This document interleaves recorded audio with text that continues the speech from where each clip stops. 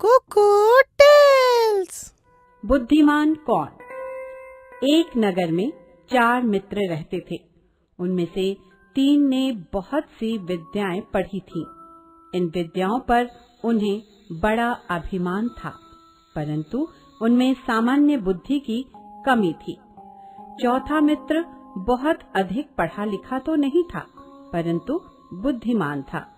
वह हर कार्य सोच विचार कर किया करता था। एक बार उन मित्रों ने विदेश जाकर धन इकट्ठा करने का निश्चय किया। वे चारों मित्र यात्रा पर निकल पड़े। जब वे जंगल से होकर जा रहे थे तो रास्ते में उन्हें एक शेर की हड्डियों का ढांचा दिखाई दिया। उसके अंग बिखरे पड़े थे। उसे देखकर विद्या के अभिमानी तीनों युवक बोले, चलो हम इस शेर के शरीर पर अपनी विद्या का प्रयोग करके इसे पुनर्जीवित कर दें। एक ने अस्थियों को सही क्रम में लगाकर अस्थि पंजर तैयार कर दिया। दूसरे ने अपनी विद्या का प्रयोग किया और उसके ऊपर मांसपेशियां लगा दी तथा चमड़ा लगाकर शेर का रूप दे दिया। तीसरा युवक उसमें प्राण डालने के लिए तैयार हो गया। तभी चौथे मित्र ने कहा, ठहरो, ऐसा मत करो। तुम अपनी विद्या के प्रभाव से शेर को जीवित कर रहे हो। कुछ विचार तो करो कि इसका परिणाम क्या होगा। वह शेर जीवित होते ही हम सबको मारकर खा जाएगा। विद्या के अभिमानी उन युवकों को अपनी विद्या का दिखावा करना ही था।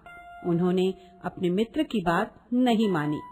तब चौथे मित्र ने कहा, यदि तुम्हें अपनी विद्या का चमत्कार दिखाना है तो दिखाओ, परंतु एक क्षण ठहर जाओ। जब मैं इस वृक्ष पे चढ़ जाऊं तब तुम इस शेर को जीवित करना। इतना कहकर वह पास के वृक्ष पर चढ़ गया।